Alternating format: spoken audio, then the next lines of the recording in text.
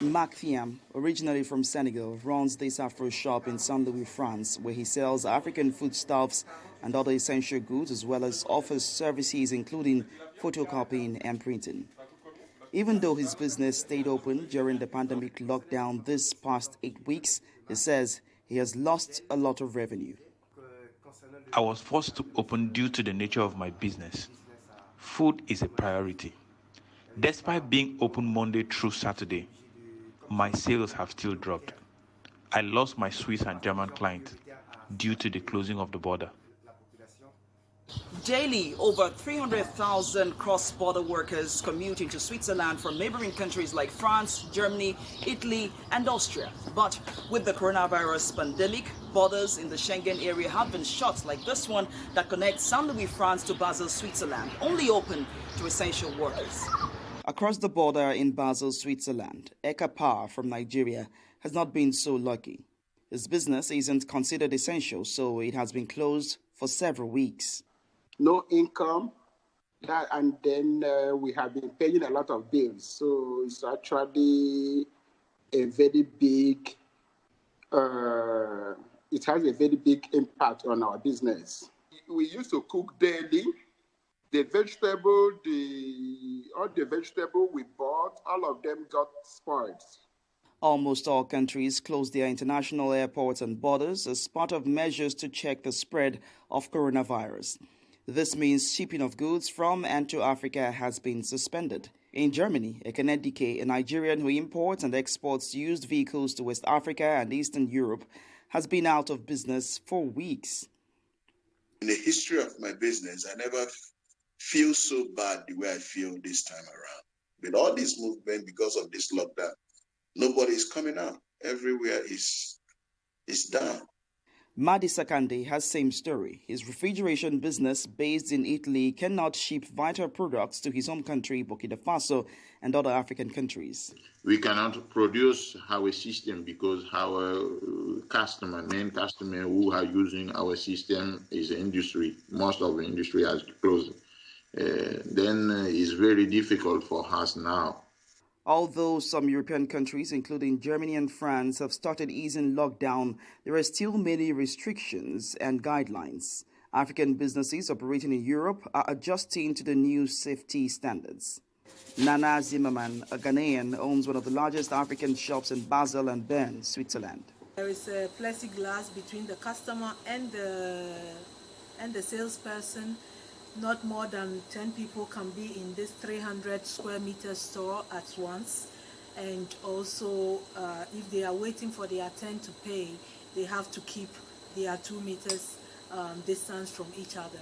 Like here, like this position, maybe we will have like four seats or seats so that the customers will not sit next to each other.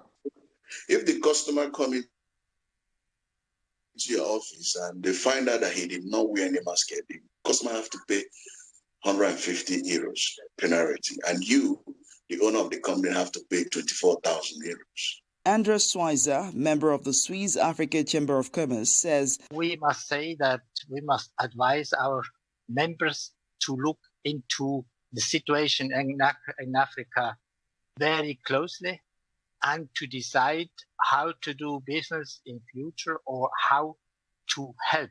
Because what we can say is, in Switzerland, it is at the moment, it's very easy. If you have a business, it's very easy to get money from the state. You just fill a form, COVID-19 form. 80% of the company has a problem, a cash flow. We don't have cash flow, so it will be very big problem to restart. Governments in Europe are activating various financial support measures ranging from tax cuts to access to finance and grants in a bid to manage the negative economic effects of the pandemic. We also had a little support from the government where they granted us a 10% annual sale loan. The government has promised aid of 1,500 euros per month. Unfortunately, many will find it difficult to continue their business. African business owners, like business owners across the world, fear for the future of their enterprises post-COVID-19.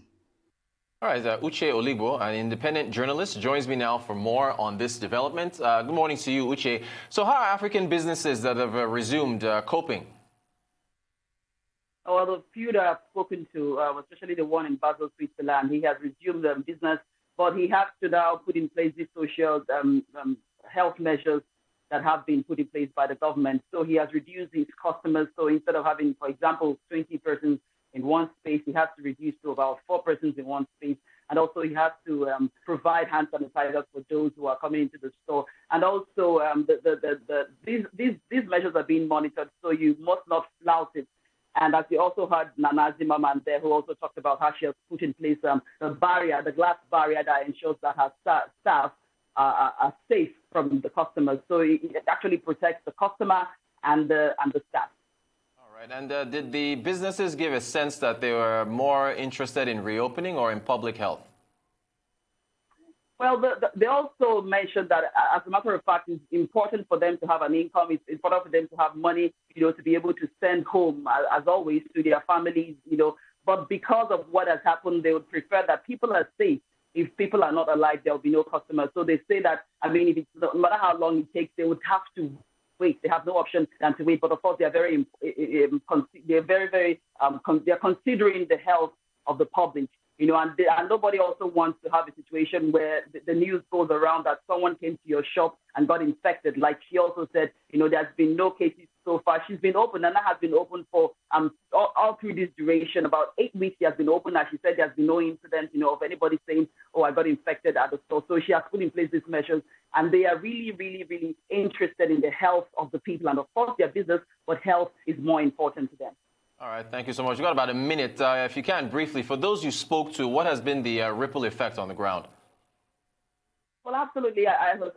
We know that the job losses in the EU will be up to 12 million job losses in the EU. That's according to the International Labour Organization. And that also has a ripple effect on African businesses. These businesses employ, immigrants who also come into work. And if there's no business, if they have to reduce their capacity, it generally affects the other immigrants or those experts they have to also employ. So it's a ripple effect, and that also affects how much they are able to, send home to their families and their friends. All right, Ugochi Oluigbo, thank you so much for your time and giving us the rundown on what's going on with African businesses reopening in Europe.